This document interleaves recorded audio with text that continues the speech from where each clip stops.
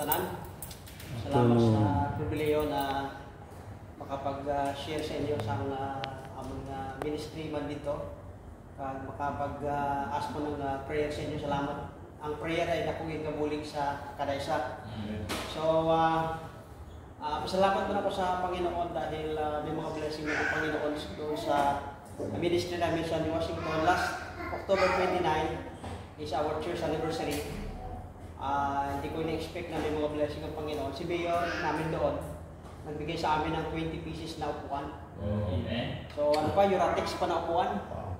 So plano ko mag-arkila pa sana ako ng upuan, pero binigyan ako ng Mayor ng 20 pieces na upuan.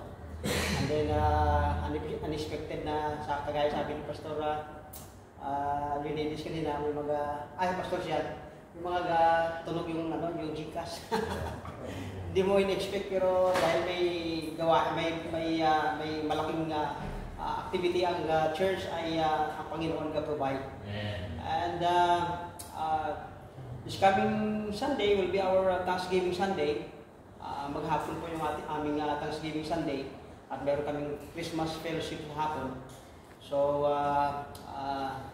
pag-pray lang po na ang gawain ay maging matagumpay at meron kaming goal sa aming Thanksgiving Sunday, and yan ay pagbibigay ng aming first fruit.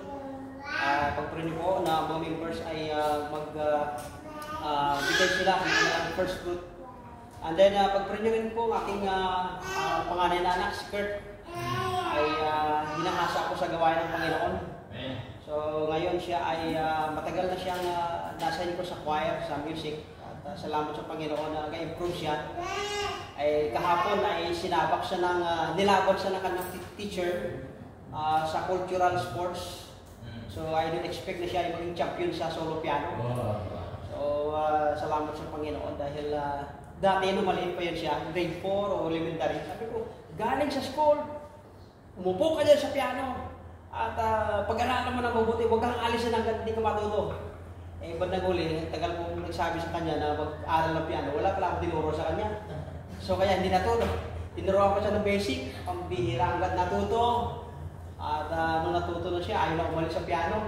So salamat sa Panginoon at mayroong resulta. Yung last Sunday, doon ako sa Malay kay Pastor Nesty sa kanilang service kasi wala si Pastor Nesty sa Maynila siya.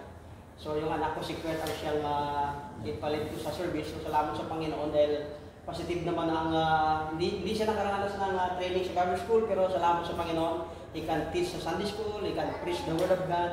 At salamat sa Panginoon na ipag-pray niyo patuloy siya na talagang mag-epektibo siya. At kung mamatay man ako, ayan dyan sa kagat. Biro lang. So yun po, at may marami po kaming needs, marami po kaming prayer request sa inyo. Pag-pray niyo po yung aming tricycle motor na mabiyaran po namin.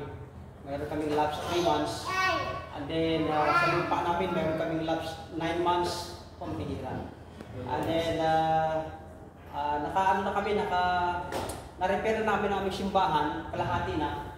So may pinag-pray pa kami na 12 ka handflex.